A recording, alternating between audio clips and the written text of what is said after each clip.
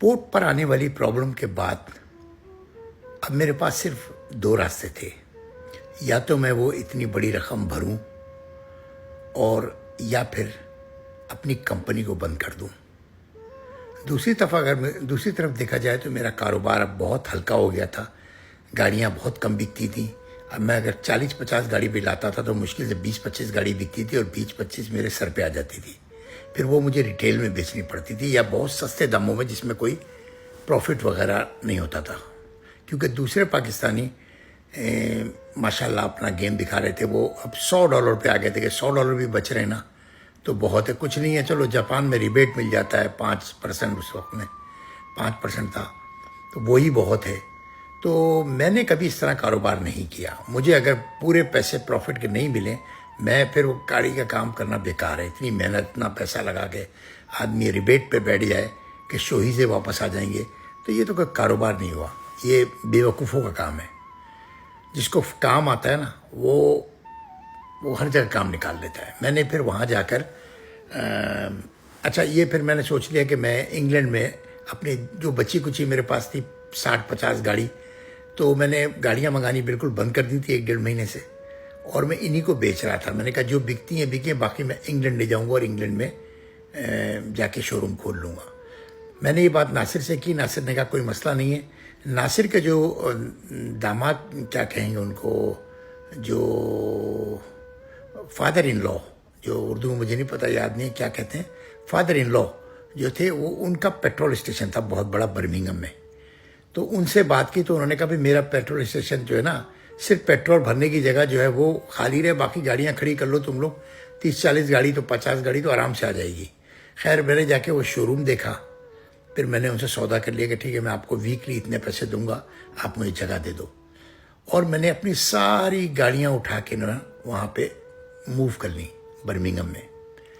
और साथ में वहाँ पर भी मुझे जो है ना एक आध लड़का मिला जो बड़े ट्रिकी टाइप का था, जो बड़े बड़े गेम डालता था। तो इत्तेफाक से मेरी दोस्ती हो गई थी, तो मैंने अपने आप उसको जॉब पे रख लिया था। तो वो भी बंदा मेरे साथ गेम डालने के चक्कर में रहता था हर वक्त। जब मैंने उसको नहीं बताया, मैंने सारी गाड़ियाँ अपनी मूव की और मैंने उसको कहा मैं जापान जा रहा हूँ। मैंने जितने भी लोग मेरे काम करते थे मैंने उनसे क्लियर कर दिया कि मैं कंपनी बंद कर रहा हूँ। फिर साथ में मैंने अपनी वो जो कार्ड आया हुआ था ना मेरे पास, मैं होम अफेयर से नेशनलिटी का, वो लेके मैं होम अफेयर गया। उसी होम अफेयर गया, इस होम अफेयर में उस बंदे ने, उसका नाम था डेविड समथिंग, डेविड जेरली या कुछ ऐसा नाम था। मैं वहाँ गया और उसने मेरी जो बड़ी बेइज्जती की थी जब मैंने एप्लीकेशन दी थी, आपको याद है ना। मैं उसके पास ढूंढता ढांढता गया तो उन्होंने बताया कि भाई इसकी तो तरक्की हो गई, ये तो को असिस्टेंट कमिश्नर पता नहीं क्या बन गया है, तो वो फला बिल्डिंग में बैठता है। मैं उसके पास गया, मैंने उसका दरवाज़ा खटखटाया। आइलैंड वगैरह भी अमेरिका की तरह ही है कि आप किसी भी बड़े आदमी से मिल सकते हो, जापान की तरह कोई ऐसा मसला नहीं होता। मैं गया तो मैं उसके कमरे में गया, मैंने उससे सलाम किया। सलाम के बाद मैंने बोला तुम मुझे पहचाने? तो मेरी शक्ल देखता रहा, कहला नहीं मैंने आपको नहीं पहचाना। मैंने कहा मैं पाकिस्तानी हूँ। तो कहने लगा कि इसका क्या मकसद है? मैंने मकसद ये है कि मैं तुम्हारे पास 3.5 साल पहले आया था पेपर जमा कराने। तो ये देखो नेशनलिटी का मुझे कार्ड आ गया है, ये मेरी नेशनलिटी अप्रूव हो गई है, यानी मैं यहाँ का पासपोर्ट होल्डर बन सकता हूँ। मगर मैंने तुमसे क्या कहा था कि मैं यहाँ कारोबार करने आया हूँ, और तुमने मेरा मजाक उड़ाया था कि पाकिस्तानी क्या जाने कारोबार, तुम जॉब करने आए हो और तुमने मेरे पेपर जमा किए थे। अब इसमें 2 मसले हैं। एक मसला ये है कि तुम्हारी जो गवर्नमेंट ने मुझे ये इशू किया, मेरे जाली डॉक्यूमेंट्स पे किया बखौल तुम्हारे कि मेरे पेपर जाली हैं, बेकार हैं और झूठे कितने बेवकूफ़ हो तुम्हारे। तो वो एकदम चौंक गया कि ये बदतमीज़ी कर रहा है। मैंने कहा हाँ मैं तुमसे बदतमीज़ी कर रहा हूँ, ये कार्ड रखो अपना, मुझे तुम्हारी नेशनलिटी नहीं चाहिए। मैं अमेरिका में मेरे बच्चे पढ़ते हैं, मैं अमेरिका जाता हूँ, मेरे पास जापान का ग्रीन कार्ड है, मुझे कोई ज़रूरत नहीं है तुम्हारी नेशनलिटी की। और मैंने अपना कारोबार यहाँ से बंद कर दिया है, तो मैं कल जा रहा हूँ, ये तुम इनाम में रख लो मेरी तरफ से। तो वो खड़ा हो गया, बड़ा इंप्रेस हुआ, वो खड़ा हो गया, उसने मेरे से हाथ मिलाया, कहता कैसी बात कर रहे हो आप गुस्से में नहीं हो, जो देखो हमारे पास जाली केस बहुत आते हैं, शायद मेरे मुंह से कुछ निकल गया हो, मुझे याद आ गया आप आए थे, ये वो। तो मैंने कहा तुमने मेरी बड़ी बेइज्जती की थी। تم کیا سمجھتے ہو کہ پاکستانی تمہارے پاس وہی آ سکتے ہیں جو یہاں جابیں کرتے ہیں؟ میں نے کہا نہ میں ڈاکٹر ہوں اور نہ میں جاب کرنے آیا تھا یہاں. تمہارے لوگوں کو میں نے جابیں دی. تمہارے لوگ میرے پاس 3-4 بندے کام کرتے تھے.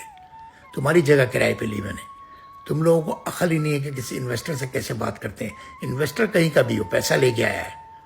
میں نے اس کو بڑی سنائی اور کارڈ میں نے اس کے منہ پہ مارا, اس کی ٹیبل پہ ہی چھوڑا. تو کہتا تمہارے پاس 2 سال ہیں آگے کلیم کر سکتے ہو. میں نے کہا تم کیا باتیں کر رہے ہو یار. پھر میں بغیر سلام دعا کرے اس سے نکل گیا اس کے کمرے سے. تو میرا دل کو اتنی خوشی ہوئی اس وقت میں, اتنی خوشی ہوئی کہ ایسے بھی کر سکتا ہے پاکستانی یار.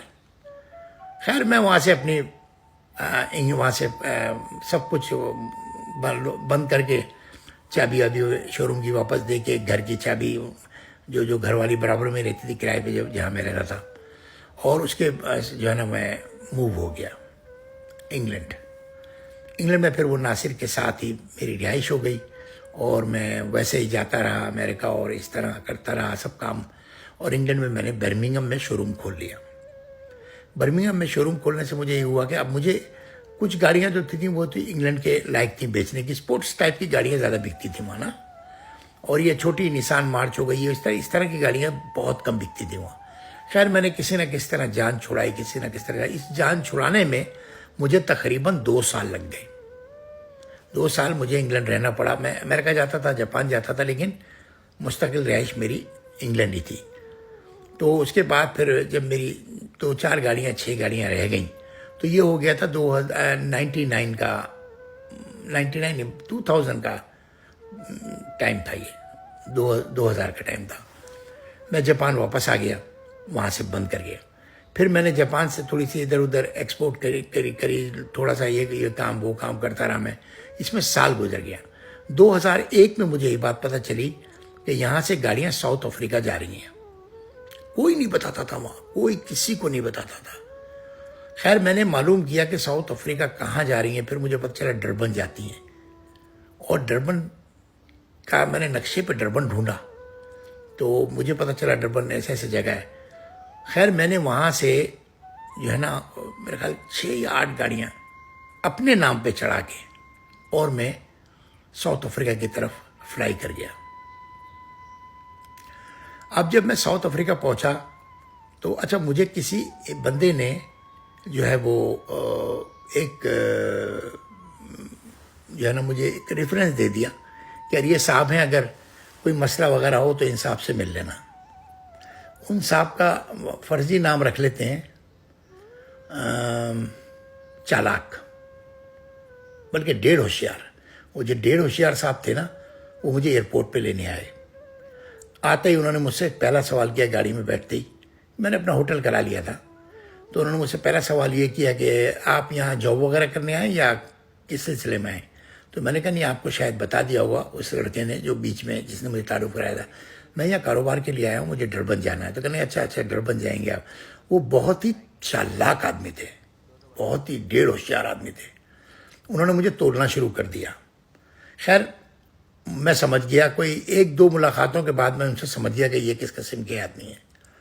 بہرحال میں نے ان سے وہ تھے ایجنٹ ٹائپ کے, بلکہ وہ لیگل ایجنٹ ہی تھے. وہ لوگوں کے ویزے کرانے, یہ کرانا وہ کرانا, لیکن تھے کراچی کے اور تھوڑے سے پڑھے لکھے تھے, سمجھدار تھے.